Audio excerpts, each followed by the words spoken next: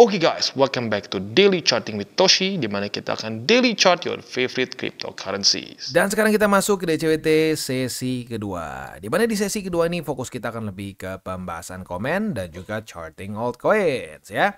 Nah, tetapi sebelum kita masuk ke sana, reminder dulu. Malam ini sih cuma satu ya data pentingnya ya. Cuma ada di jam 9:30 malam, yaitu crude oil inventories. Tetapi ya yang menurut gua jauh lebih penting adalah nanti subuh jam 1 malam ya, atau 1 pagi lebih tepatnya ya. Di jam 1 pagi akan ada Abang Jerome, atau apa ya, mungkin jangan abang ya, udah tua ya. Opa Jerome ya. Opa Jerome akan mengeluarkan 3 data penting ya. Lebih tepatnya sih 2 statement lah ya, 1 data penting. Nah, akan ada FOMC statement, ada juga the Fed's interest rate decision, dan juga yang paling akhir di jam 1:30 malam akan ada FOMC press conference ya. Nah, tinggal kita lihat nih apakah statement dan conference mereka akan keluar statement-statement yang lebih dovish, kata-kata yang lebih dovish. Kalau itu terjadi, market mungkin akan nambah kuat nih. Tapi kalau ternyata Bang Jerome masih bersikukuh untuk tidak ada rencana untuk menghentikan QT, malah mungkin lebih gila lagi ngomong QT-nya akan diperkencang, waduh ya, atau tidak ada rencana untuk menurunkan interest rate. Kalau keluar statement-statement seperti itu, ya ada possibility market akan cenderung bisa drop, begitu ya. Ya jujurnya kalau mau realistik sih ya harapan gue sih kalau bisa sih netral lah minimal ya. Ya gitu aja sih. Ya, tapi baik lagi gue ingatkan, kita bukan cucunya Bang Jerome. Jadi jangan so tahu, jangan nebak-nebak Bang Jerome atau Opa Jerome mau ngomong apa. Ya, sekali lagi, lo bukan cucunya Opa Jerome. Jadi jangan nebak-nebak dia mau ngomong apa. Ya, tunggu saja faktanya seperti apa. Dan bahkan kalau gue pribadi, ini melihatnya sebagai alarm aja. Alarm volatility. Justru posisi futures, kalau belum kena target TP by the time deket-deket data-data penting, justru akan gue tutup.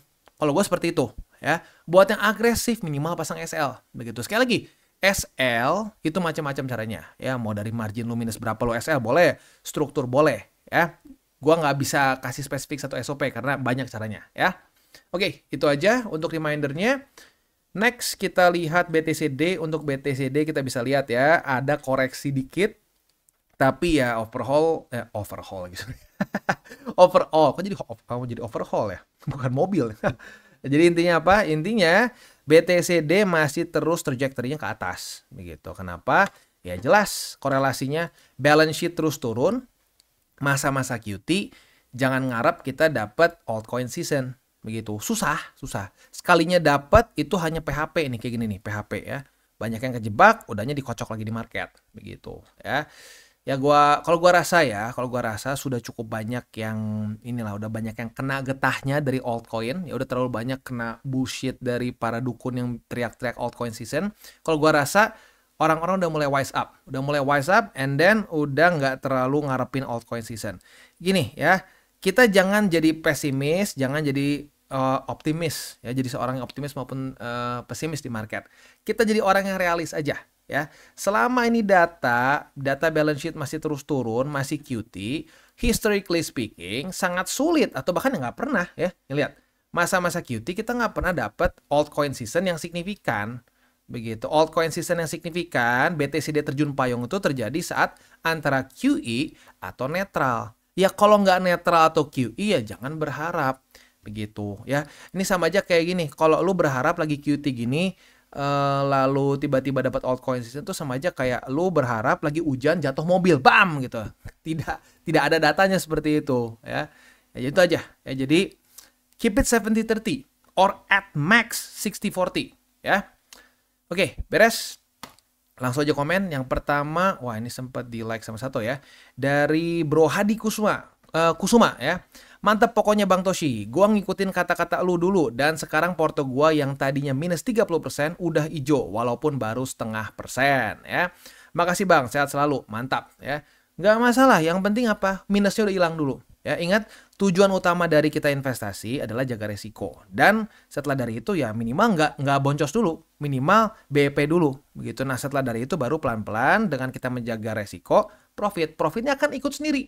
Jadi jangan dicari. Ya, profit itu tuh kayak kayak mungkin kadang-kadang kayak cewek tuh. Lu makin kejar makin hilang. Lu cool, santai aja gitu ya, nanti datang sendiri.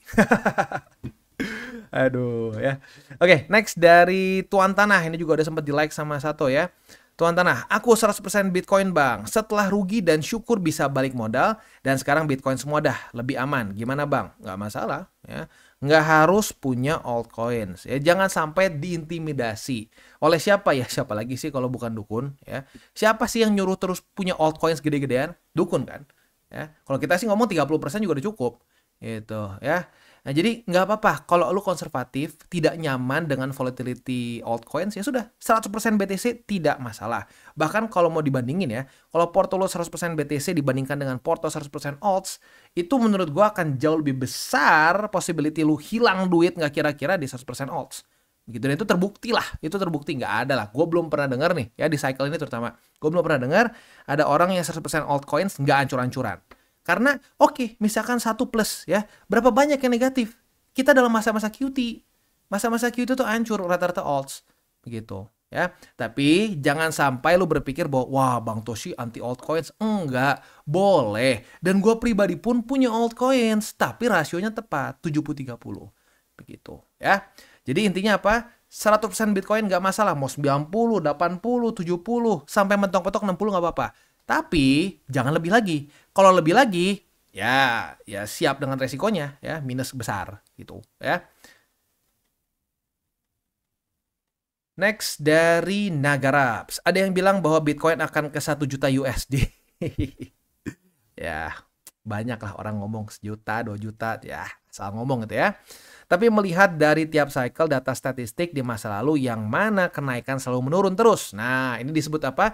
Diminishing return. Kenapa? Teorinya sangat gampang ya. Teorinya kenapa? Karena market cap dari satu aset akan terus membesar. Semakin besar market cap-nya, akan lebih sulit untuk naik maupun turun. Makanya BTC dibandingkan dengan cycle sebelumnya. Di bear market, turunnya lebih kecil kan? Minusnya lebih mendingan dibandingkan dengan cycle sebelum-sebelumnya. Nah, itu juga punya efek yang vice versa dengan naiknya. Naiknya nggak bisa kayak dulu-dulu juga. Karena market cap-nya signifikan lebih besar sekarang. Gitu ya. Contoh, cycle 2014 sampai 2017. BTC naik sekitar 88 kali ya. Kemudian di 2018 sampai 2021 juga naik sekitar 20 kali. Di cycle kali ini 2022 sampai 2025 juga harga BTC masih baru 6x dari harga terendah. Artinya selalu ada penurunan dari 3 cycle sebelumnya. Lalu apakah mungkin BTC akan mencapai 1 juta per koinnya? Bagaimana menurut tim TCI? Kalau jangka panjang, fundamental BTC tidak ada masalah ya. Ya menurut gua bisa-bisa aja. Tapi nggak harus di cycle ini. Dan menurut gue nggak make sense lah kalau target kita di cycle ini 1 juta. Itu terlalu ngawang-ngawang. Begitu. Karena patternnya jelas. Diminishing return. Ya. Dan itu sangat logis. Sangat logis. Kenapa? Karena memang market cap-nya semakin besar ya semakin sulit untuk bergerak. Begitu. Ya.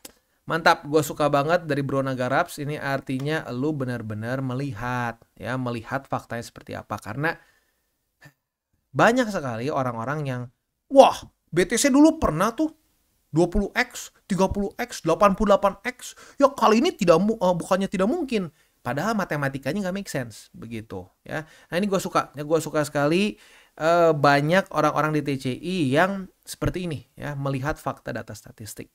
Ya itulah ya. Jadi gue nggak cuma ngomong doang ternyata ya. Ngomong doang ini ternyata akhirnya membantu juga para keluarga TCI untuk memiliki cara berpikir yang sama seperti gue. Fakta, data, statistik. No perasaan-perasaan lah ya. Perasaan-perasaan tuh buat pacaran aja ya. Bahkan pacaran aja kalau lu pakai perasaan semua berantakan ya. Next. Ini hati-hati ya, banyak sekali spam nih ya. Nggak tahu nih banyak scam ya. Hati-hati. Wah, oke. Next dari Sunan X.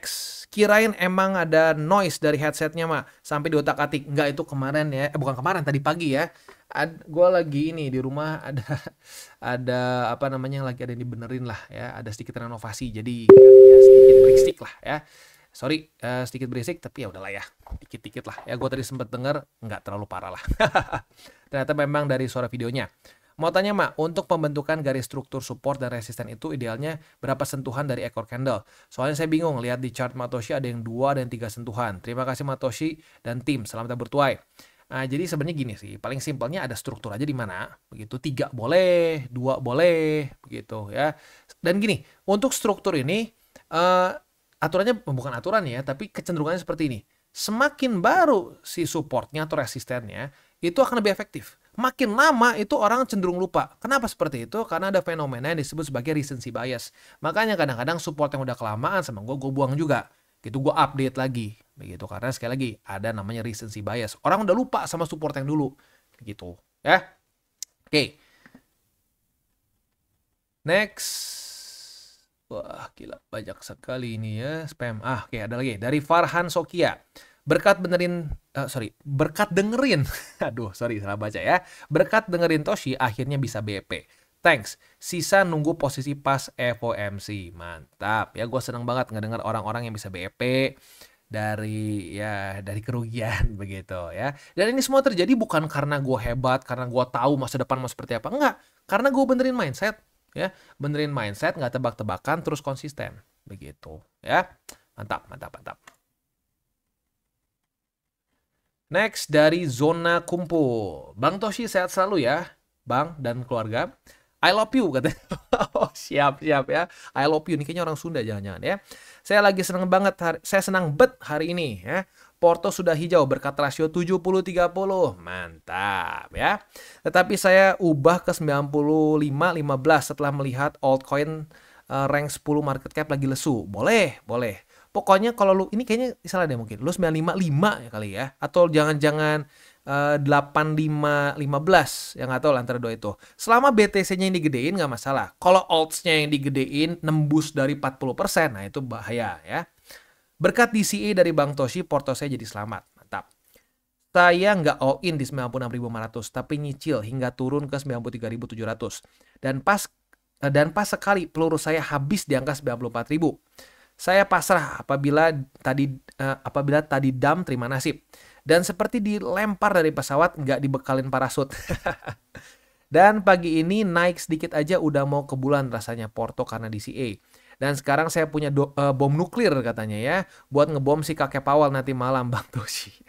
Ya pokoknya satu ya. DCA nggak apa-apa. Tapi jangan ngebom ini jangan maksudnya all in ya. Lagi-lagi no ya.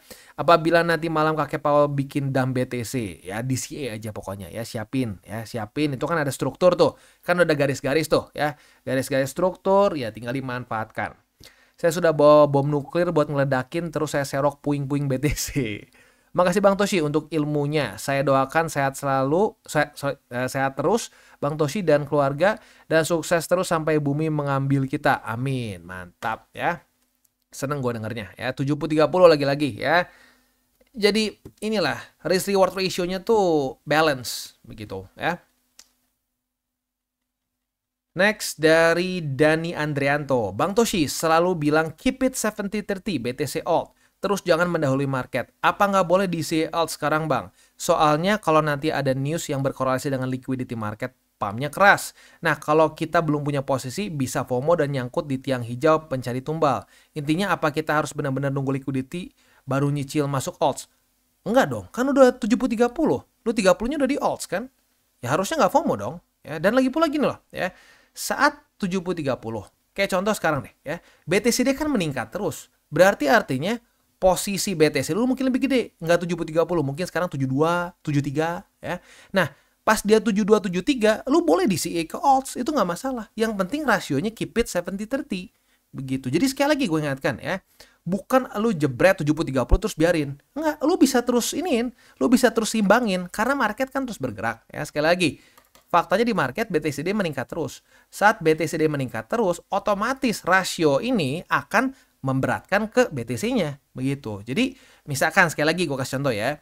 Misalkan gara-gara BTCD meningkat ya, lalu DCA terus dan ujung-ujungnya gedean BTC. BTC jadi 73, 74, 75, berapa? 80 gitu. Nah, kalau lu ngerasa, kayaknya udah deh gue mau balancein lagi ke 70-30. Boleh ya. Nah, itu gue balikin lagi ke lu gimana caranya. Lu mau fokus ya udah, misalkan 80-20 nih. Ya udah, gue mau fokus dulu sekarang di sini di alts, nggak dulu di BTC sampai balik lagi ke 70-30. Nggak masalah. Lu mau kasih gini deh, gue mau TP sedikit lu di BTC, terus gue coba cari alts yang lagi koreksi dalam. Silahkan. Yang penting rasionya 70-30. Lu mau balik-balik, mau lu puter, mau lu jadiin gasing tuh portofolio lu, nggak masalah. Yang penting rasionya 70-30. Bukannya nggak boleh beli altcoins. Boleh. Yang penting rasionya aja. Begitu ya. Beres. Oke. Itu untuk komen pada hari ini. Selanjutnya kita tinggal masuk ke buy limit. Nah, sebelum kita masuk ke buy limit seperti biasa, gua akan disclaimer dulu bahwa semua konten dari TCI bukanlah financial advice. Ini semua bentuknya adalah edukasi ya. Dan lalu bagaimana cara untuk mendukung TCI? Ada banyak caranya. Lu bisa like our video, bisa share our video, juga bisa menggunakan link refleks di bawah. Dan untuk sponsor kita pada hari ini adalah Wallbe ya. Nah, harusnya sih lu udah nggak terlalu udah nggak terlalu asing dengan Wallbe karena kita sudah sering bahas juga. Wallbe ini simpelnya adalah suatu platform untuk kita trade futures ya, dan hanya bisa futures saja. Yang uniknya dari Wallbe ini adalah mereka ada AI agents yang kita bisa pakai. Nah, AI agents ini kita bisa pakai untuk membantu kita membuka posisi ya. Nah, di sini kita bisa ada berbagai macam jenis, mulai dari yang medium risk misalkan, yang fokusnya di token-token dan koin-koin fundamentals. Ada juga yang hanya di BTC only dengan resiko kecil ya. Ada juga yang dicampur di altcoins dengan resiko kecil dan banyak lagi gitu ya. Nah, buat lo yang pengen coba-coba sih, yang paling aman yang ini ya, yang si Mami, karena si Mami ini resiko kecil dan di BTC saja begitu ya. Semakin besar resikonya, maka leverage yang dipakai akan semakin besar juga begitu ya. Nah, itu sih kurang lebih ya yang paling uniknya, karena ada AI yang kita bisa pakai dan kita bisa coba. Ya, sekali lagi jangan jor-joran, jangan gila-gilaan berharap AI-nya akan 100% benar, karena tidak seperti itu ya. Gua sempat nyoba dari 6 kali, 5 kali profit, sekali rugi. Ya, jadi bukan berarti pasti akan 100% profit ya, nggak ada seperti itulah ya. Tapi buat lo yang pengen coba bisa ya. Mau trading manual juga bisa ya. Jadi ya cukup fleksibel di sini. Dan yang unik juga mereka ini ada rebate voucher. Biasanya itu hanya 100 USD saja ya. Nah, tetapi apabila menggunakan link referral kita di bawah atau menggunakan kode Toshi Crypto ya, akan ada upgrade ya. Dari 100 USDT menjadi 250. Ini bentuknya rebate voucher ya, bukan lu bisa WD 250 kalau gitu, caranya serem juga ya. Nggak, ini untuk rebate voucher. Jadi buat lo yang tertarik untuk coba, silakan bisa menggunakan link referral kita di bawah dan mulai trade di Wallbe. Oke, yang pertama kita masuk dulu ke SUI. Untuk SUI posisi short kita sudah profit ya, antara di EMA 200 atau di struktur 3,24 ya. Nah, posisi shortnya berarti kita dalam keadaan profit, atau lebih tepatnya sudah kena TP sebesar 6,4%. Asik ya. Nah, tetapi ya, sayangnya kita nggak dapet untuk setup posisi long karena langsung jebol ya. Ya udah, berarti sekarang belum ada setup lagi untuk futures, kita langsung aja ke spot. Untuk spotnya ada di MA20, lalu ada juga di angka 2,94 dan di MA50. Next kita masuk ke Cardano. Untuk Cardano di sini kita sebenarnya nyaris ada setup, tapi enggak karena kemarin tidak terjadi retest pertama ya. So untuk futures masih belum ada setup. Besok mungkin ada possibility. Kita lihat besok daily closing di mana. Kalau besok daily closing di bawah dari 0,6825, nah ada potensi buka short. Tapi ya sudah, kita tunggu saja sampai besok seperti apa ya. Kalau ada ya kita bahas lagi. Kalau nggak ada ya sudah ya. Oke, untuk posisi spotnya ada di 0,630722, lalu di 0,61134, dan satu lagi di angka 0,5563. Next kita masuk ke XRP. Untuk XRP kemarin sudah terjadi retest pertama di angka 2,093. Nah, hari ini kita masih bisa limit posisi long nih. Apabila terjadi retest kedua, kita bisa buka posisi longnya. Target TP boleh di MA20 atau MA50 yang basically sekarang di tempat yang sama lah itu ya. Beda dikit ya, beda tipis banget lah ya. Itu kurang lebih untuk posisi futuresnya. Untuk posisi spot ada di angka 2,0936 dan ya dekat-dekat dengan MA200 lah ya. Itu kurang lebih untuk setup di XRP. Selanjutnya ya udah sih beres ya. Tinggal kita tutup saja DCWT sesi kedua ini. Nah, sebelum kita tutup DCWT sesi kedua ini, seperti biasa gue ingatkan lagi ya. Atau sebelum masuk ke situ gue ingetin lagi juga ini ya. Please, ada Bang Jerome. Sorry, bukan Bang, Opa ya. Kalau Bang masih muda ya. Opa Jerome ya. Jam 1 subuh sampai jam setengah 2. Buat lu yang agresif pun, gue sarankan kalau bisa sih ya jangan ambil risiko berlebihan, karena biasanya kalau udah keluar soal suku bunga bank, FOMC statement, apalagi dalam masa-masa sekarang nih, masa-masa di mana si The Fed ini banyak tekanan dari si Trump nih ya. Ya, ini ada potensi bisa mengguncang market. Daripada mengambil risiko berlebih, lebih baik tutup saja, terutama kalau sudah profit gitu ya. Dan ya kita tutup dengan 3 golden rule seperti biasa. Jangan pakai uang panas, jangan over leverage, berpikirlah jangka panjang. Dan salam tabur tuai. Ingat, apa yang lo tabur akan lo tuai, jadi taburlah sebanyak mungkin hal Baik. Oke guys, jadi itu adalah akhir dari segmen DCWT kita pada hari ini. Dan jangan lupa bagi kalian yang merasakan manfaat dari segmen ini, jangan lupa untuk share ke teman-teman kalian.